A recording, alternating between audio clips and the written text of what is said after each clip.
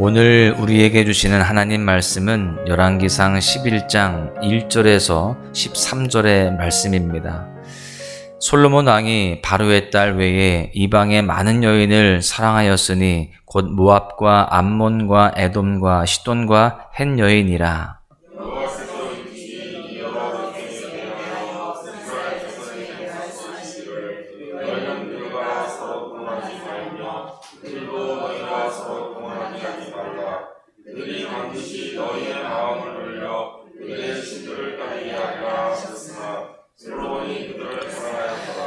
왕은 후궁이 700명이요 첩이 300명이라 그의 여인들이 왕의 마음을 돌아서게 하였더라. 솔로몬의 나이가 많을 때에 그의 여인들이 그의 마음을 돌려 다른 신들을 따르게 하였으므로 왕의 마음이 그의 아버지 다윗의 마음과 같지 아니하여 그의 하나님 여호와 앞에 건전하지 못하였으니 이는 시돈 사람의 여인 아스타롯을 따르고 암몬 사람의 가증한 밀곰을 따름이라.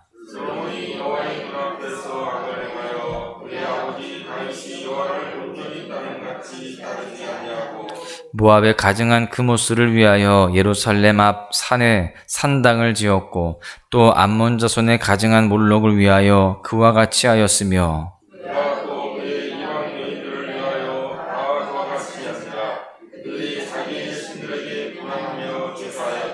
솔로몬이 마음을 돌려 이스라엘의 하나님 여호와를 떠남으로 여호와께서 그에게 진노하시니라. 여호와께서 일찍이 2번이나 그에게 나타나시고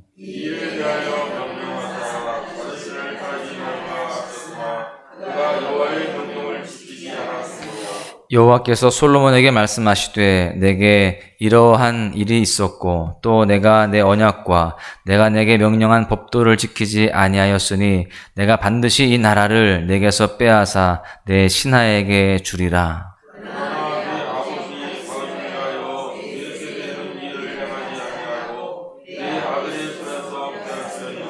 오직 내가 이 나라를 다 빼앗지 아니하고 내 종 다윗과 내가 택한 예루살렘을 위하여 한 지파를 내 아들에게 주리라 하셨더라. 아멘. 하나님께서는 왕에게 말과 병거 그리고 은과 금을 많이 모아두지 말라라고 명령을 하셨습니다.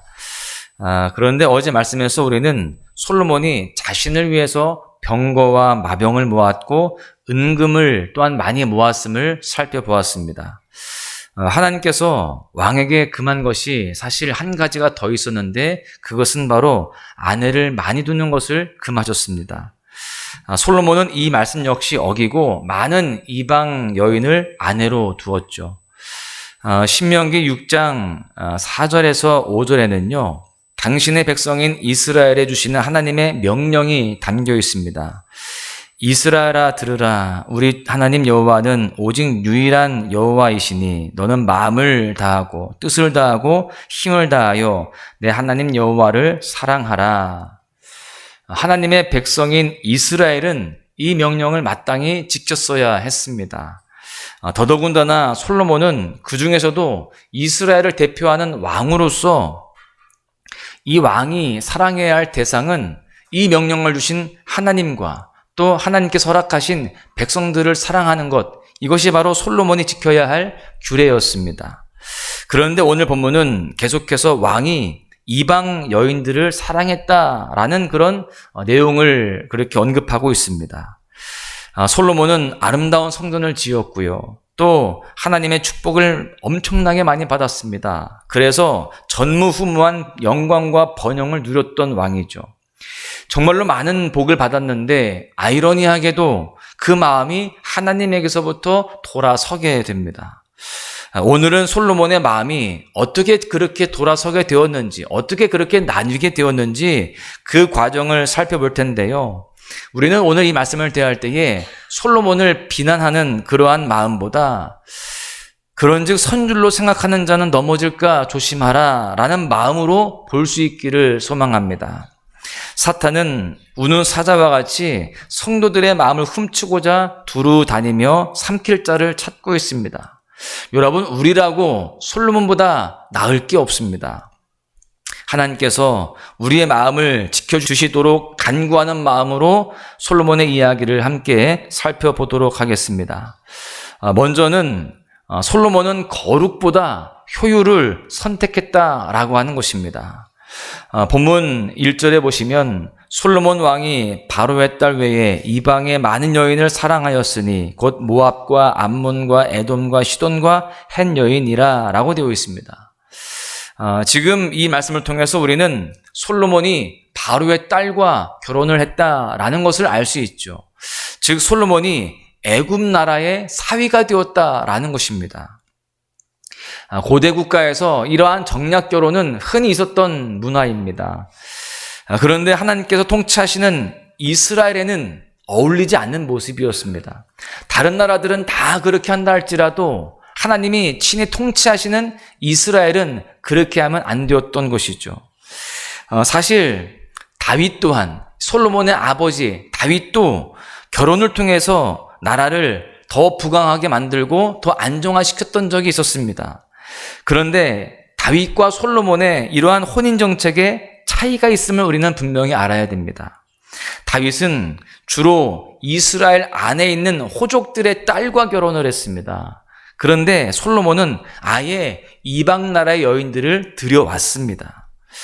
여러분, 모든 학문과 지혜에 뛰어난 솔로몬은 나름대로 타당한 이유를 가지고 애굽 바로의 딸과 정략 결혼을 했을 것입니다. 국제 정세에 따라서 이웃 나라들과 평화롭게 지내고 동맹을 맺어서 국가의 안정을 도모하는 게 왕의 사명이다. 그리고 그렇게 하는 것이 더 효율적이고 현명할 것이다 라고 생각을 했을 것입니다. 그러나 세상이 볼 때 아무리 합리적이고 효율적인 그러한 모습이라 할지라도 이것은 신앙으로 볼 때 잘못된 것이었습니다. 세상적인 상황과 형편이 기준이 되어서 거기에 맞추며 살아가는 모습들이 되면 안 된다라는 것이죠. 여러분, 오히려 신앙이란 분명한 진리의 말씀을 기준으로 두고 그 길을 선택하는 것입니다. 세상에서 손해가 따를지라도 아무리 세상이 비효율적이라고 비난하고 조롱한다 할지라도 그것이 하나님의 뜻이라면 손해를 감수하고 선택하는 것이 바로 신앙이다라는 것입니다. 우리가 이렇게 새벽 제단을 쌓고 남들이 쉬는 그 시간에 소망의 묵상을 하는 것, 이건 역시 비효율적입니다. 그러나 이것이 하나님의 뜻이며 또 하나님이 기뻐하시는 일이기 때문에 우리는 그러한 시간적인 우리의 삶의 손해를 감수하고 이러한 선택을 하고 살아가는 것 아니겠습니까? 여러분, 그렇습니다. 하나님의 나라는 효율이 아니라 진실함과 진리, 사랑 안에서 이루어지는 것입니다. 그런데 하나님을 닮아 나라를 통치해야 할 왕 솔로몬은 효율만을 추구합니다. 물론 효율이 나쁜 것이 아니죠. 그러나 효율이라고 하는 명목하에 거룩을 잃는 것이 문제입니다.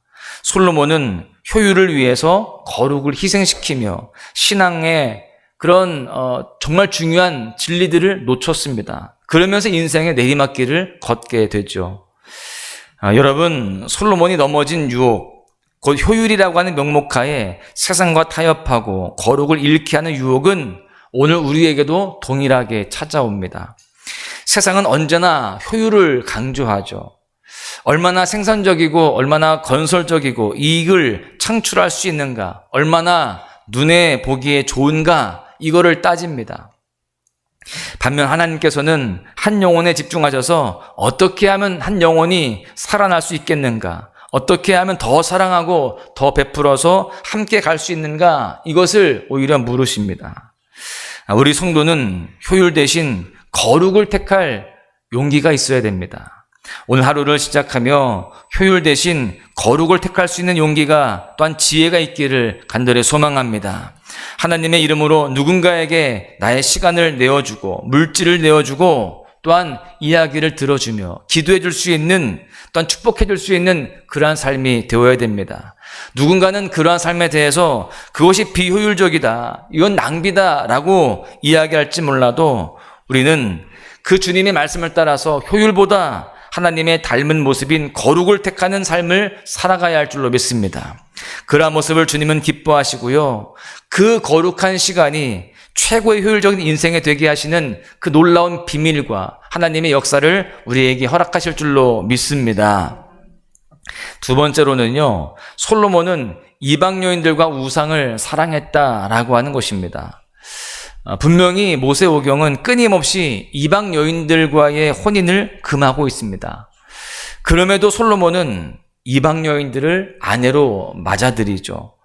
솔로몬은 무려 1000명의 아내를 둡니다. 그런데 이 여인들이 한 것이 무엇이냐? 결국 솔로몬의 마음을 하나님에게서 돌린 것이었습니다. 솔로몬은 이방 여인들뿐만이 아니라 그들이 가져온 신들을 사랑했다라고 되어 있습니다. 그들의 우상 문화에 빠진 것이죠. 어떤 점이 그렇게 솔로몬의 마음을 움직였을까요? 당시 고대 국가에서 한 나라의 왕은 곧 신으로 여겨졌습니다. 왕을 신의 아들 혹은 신으로 여기고 숭배하던 것이 고대 국가의 신관이었습니다. 지금 솔로몬은 우리가 잘 알다시피 가장 번영의 때를 누리고 있습니다. 여러 이방 나라 사람들이 방문을 하고 또 솔로몬과 가까이 하려고 했습니다. 그리고 조공까지 바쳤습니다.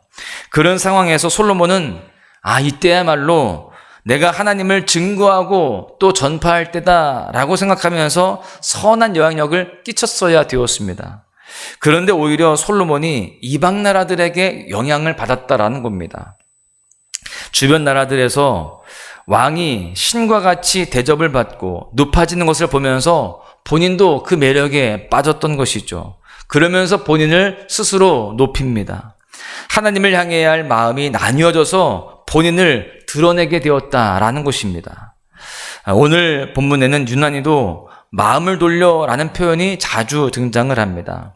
2절과 3절에 또 4절과 9절에도 계속해서 솔로몬이 마음을 돌렸다라는 표현이 등장하죠. 그렇다면 오늘 하나님을 향한 우리의 마음은 어떻습니까? 나누어지지 않는 마음, 곧 전심으로 하나님을 사랑하고 있습니까? 우리가 스스로를 돌아보아야 할 줄로 믿습니다. 우리가 오늘도 기도할 때에 하나님, 제 마음이 너무나 변하기 쉽습니다. 나누어지기 너무 쉽습니다. 그러니 주님, 제 마음속에 함께 해주셔서 하나님에게서 떠나지 않도록, 마음이 나누어지지 않도록 전심으로 하나님을 사랑하며 주님만으로 만족할 수 있도록 제 마음을 지켜주십시오 라고 기도하며 주님 앞에 의지해야 할 줄로 믿습니다. 결론의 말씀을 드립니다. 오직 여러분 하나님만을 사랑하고 하나님의 말씀을 기준과 표준으로 삼고 우리는 그렇게 살아가야 합니다. 세상에서 손해가 따른다 할지라도 대세가 아닌 진리를 택하며 살아가야 됩니다. 세상은 우리를 참으로 두렵고 불안하게 합니다. 애굽과 동맹을 맺지 않으면 어려울 것이다 라고 그렇게 협박을 하고 유혹을 합니다. 무언가 하나님 외에 애굽이라는 다른 보험을 들도록 우리를 설득한다라는 것이죠. 사랑하는 소망가족 여러분, 혹시 여러분에게 애굽은 없습니까? 정말 하나님만 모시기로 그렇게 결단하고 또 실천하고 있으십니까? 바라기는 우리 모두가 내 인생에 애굽이 있다라고 한다면 다 버리고 오직 예수, 오직 하나님만 모시기로 살기로 결단하고 오직 주 안에서 주님이 책임져 주시는 그런 인생을 살아가야 할 줄로 믿습니다. 오늘 하루 그렇게 나누어지지 않는 마음, 하나님을 향한 온전한 마음으로 사랑으로 승리하시기를 주님의 이름으로 간절히 축원합니다. 내 앞에 주어진